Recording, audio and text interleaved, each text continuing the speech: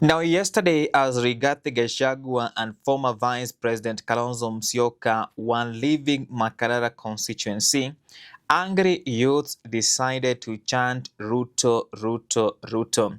And I want us to watch what happened in Makadara yesterday.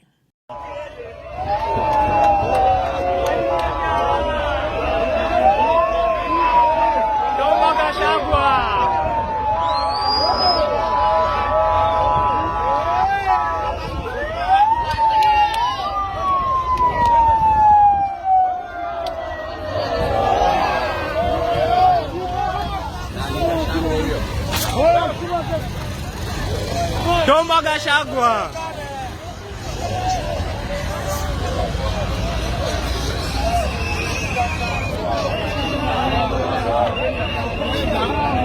Ameenda.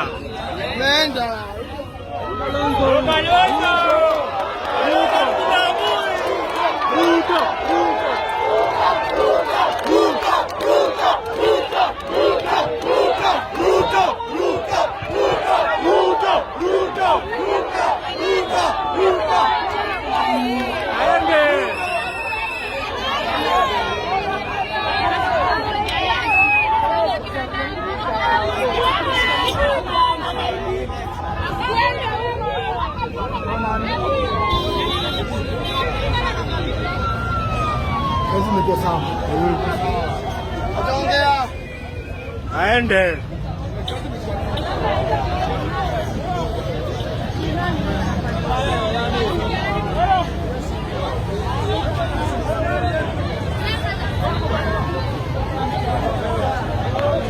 Now, that is exactly what happened in Makadara yesterday after Archbishop Olesa Pitt denied Governor Sakaja, former Deputy President Rigathi Gachagua, former Vice President, that is Kalonzo Musyoka, and other leaders to speak in church. And I must confidently say this, what Archbishop Olesa Pitt did yesterday is something that we must praise. I'm just saying it is good because, church is not a place where you have to do your politics. That is where people are going to worship and also come together to learn and also understand the word of God instead of taking the opportunity to throw your political jabs at your opponent. For that, I strongly support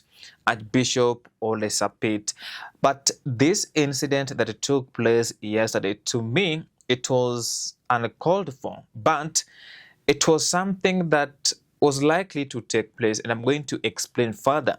Before I do that, in case this is your first time on the Sport Check YouTube channel, kindly support us by subscribing and turning on the notifications bell. We are on a mission to 7,000 subscribers before the end of this month. And if you are a returning subscriber, thank you so much for supporting this YouTube channel. Now, one thing you have to understand is that Makadara constituency, it is a constituency that is being controlled by ODM Member of Parliament, that is Honorable George Aladwa. And George Aladwa at one point accused Senator Edwin Sifuna. He accused Sifuna of associating himself with the former Deputy President Rigathi Gachagua. Remember, Sifuna has been consistent in criticizing President William Ruto's government, despite the fact there is a perception that Raila Odinga donated his experts. In quotes, that is what they have been saying. And many people have been saying that Raila akona mguu moja ndani ya serikali na mguu moja nje ya serikali. But it was likely to take place, and I'm not saying that it's George Aladwa who paid those goods, but if you go to someone's stronghold, you are likely to receive resistance. Number two, I strongly feel that William Ruto's effect on the ground, because during his Nairobi tour, he went to Makadara constituency. And because right now they're working with Raila Odinga, the reception was positive according to them. To me, I think otherwise. But it was likely to take because they are chanting Ruto, Ruto. And they were specific to Stephen Kalonzo Musyoka when he's leaving and when Rigathi Gachagua is leaving. That is what took place. That is the reality. In fact, they used vulgar language that I don't want to mention here because it is not recommended to use a vulgar language. But they said aende, Gachagua aende. And it was specific, Ruto. Now, people are also alleging that Sakaja's presence could have also created this tension. By the way, I followed that consecration and enthronement of the new bishop of Nairobi ACK diocese.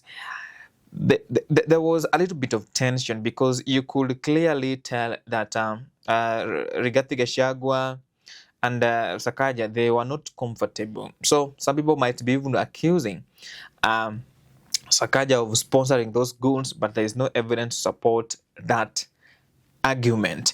But that is what took place. Then lastly, I feel in Nairobi, Rigathi Gachagua is not popular. That is the reality. So he has got no influence in Nairobi. His influence cannot be compared to Raila Odinga's influence or even William Ruto's influence as we speak. That is the reality on the ground. Anyway, guys, that is just my opinion. In case you have any counter opinion, feel free to share in the comment section and I will reply to your feedback. By the way, we are on a mission to 7,000 subscribers, and the only way you can help us to get to 7K is by hitting that notifications bell.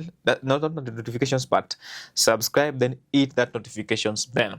Remember that we want to educate our people on matters to do with good governance and also to understand how politics work. By the way, in Kenya, politics is all about interest. So don't allow yourself to be cheated by politicians. That is the reality on the ground.